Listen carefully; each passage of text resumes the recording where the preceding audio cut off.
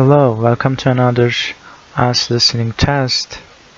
So, we will start soon, but before starting the audio, we should read about the questions. Listen to the conversation about property development. So, what can we understand without hearing that? The process of buying a house, improving it, and selling it for a profit is called.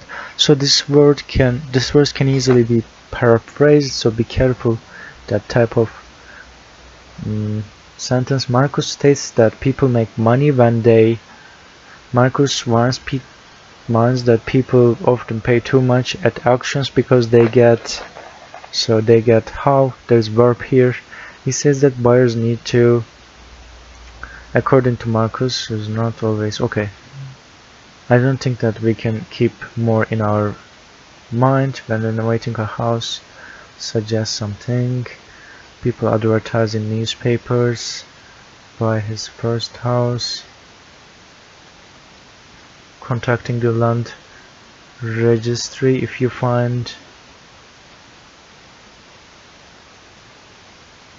It must be the first one, I think.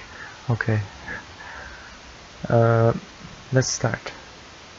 Now, every time I switch on the television, there seems to be some programme about houses.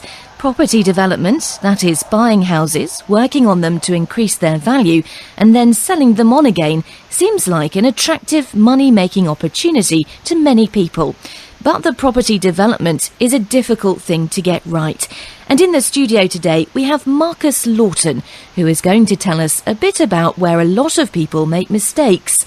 Marcus, is it true that making money from property development isn't as easy as it looks on TV?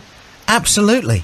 There are several reasons why people go wrong, and the first is that many people fail to realise that in property development you make your money when you buy a house, not when you sell it.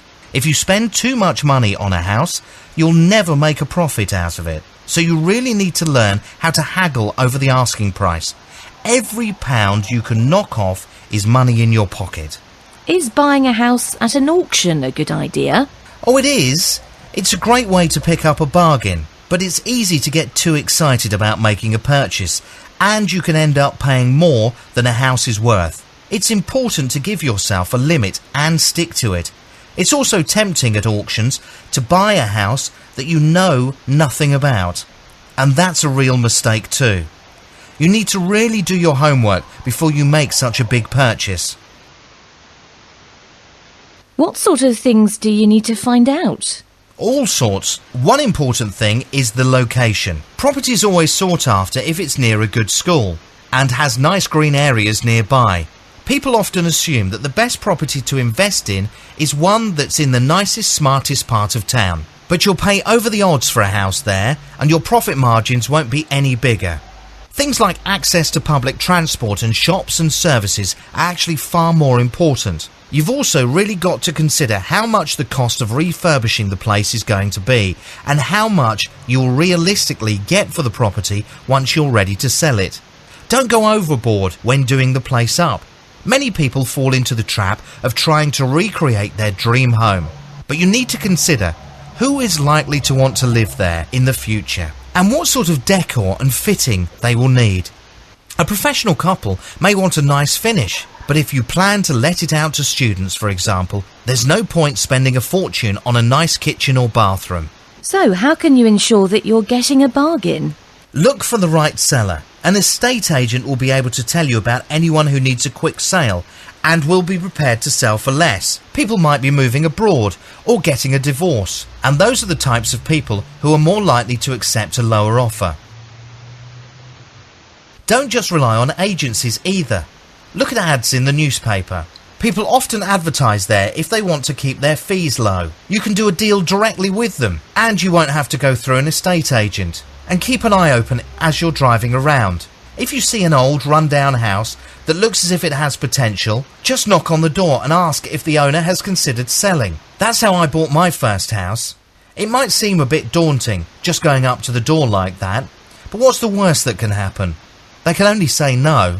If you come across a house that doesn't look lived in, you can always contact the land registry and find out who owns it. They may be prepared to sell it, but they just aren't actively looking for buyers.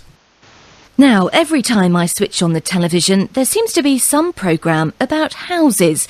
Property development, that is buying houses, working on them to increase their value, and then selling them on again, seems like an attractive money-making opportunity to many people.